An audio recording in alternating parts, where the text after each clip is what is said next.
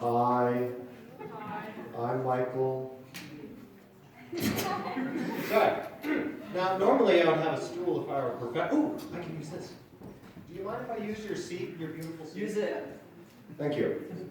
Okay, now see, because the professionals always have a stool and then they have a bottle of water on it. And then occasionally they set down the microphone. They can take it. They can. I'm like, I'm doing great. I'm awesome. You see, when they sent the paper around for talents, it came over to me and I looked down at it. And for some reason, something terrible came over me, where I thought, stand-up comedy. It was like a sign from God. Or the devil, I'm really not sure. I'm up on the stage, but you're laughing, so that makes me feel better. And I passed it on and realized that here's my little secret. I had never done stand-up comedy before. That's why I'm confused as to why I wrote that down. So you're all my guinea pigs tonight. But I have done improv comedy before, although I do think that I have a few things on my side. I'm very lanky, and generally people find that funny. People are large or when they're lanky, but I'm finding that when I do this, you're not laughing and I feel embarrassed. It's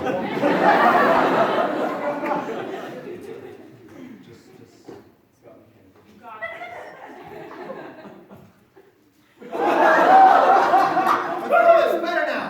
Okay. I don't need these. That way I don't see you. Let's see here.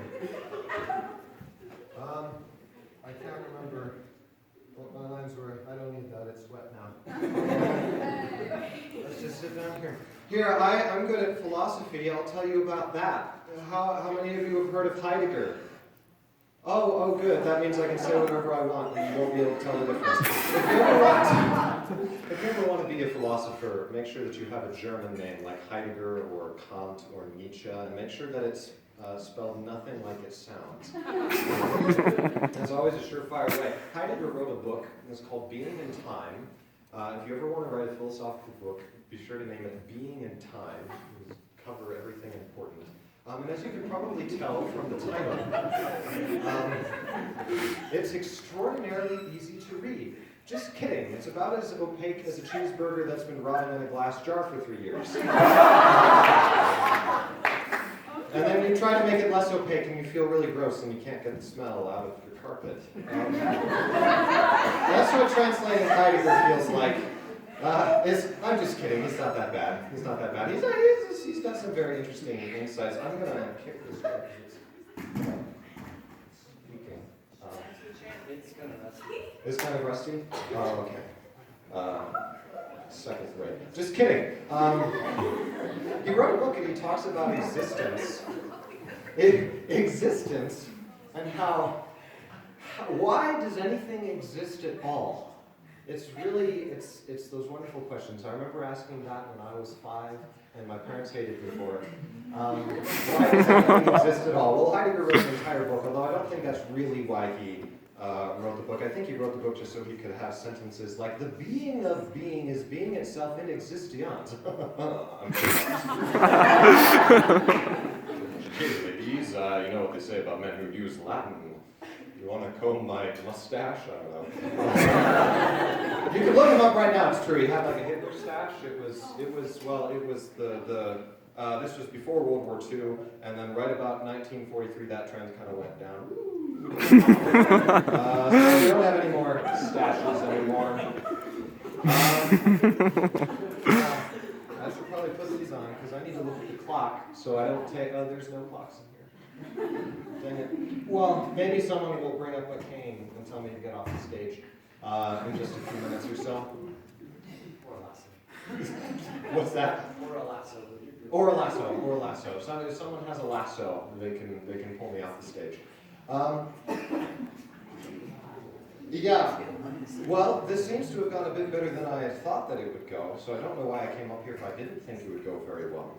But you know, the most I can do is I can leave you with a little bit of advice about what I learned on stand-up when I literally Googled it after I wrote down my name.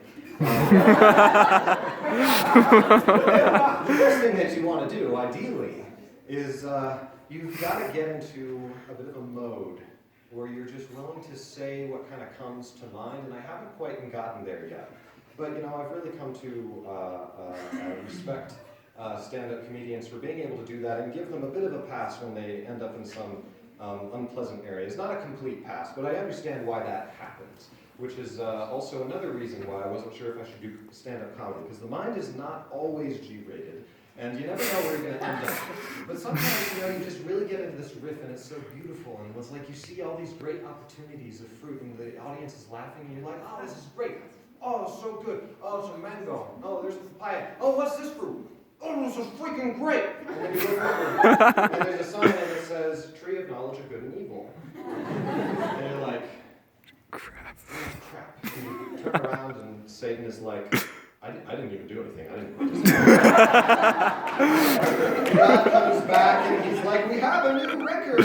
Say, weren't you the guy who was like looking up how to do stand-up comedy in the middle of a scoring lesson? That's all I've got for you, ladies and gentlemen.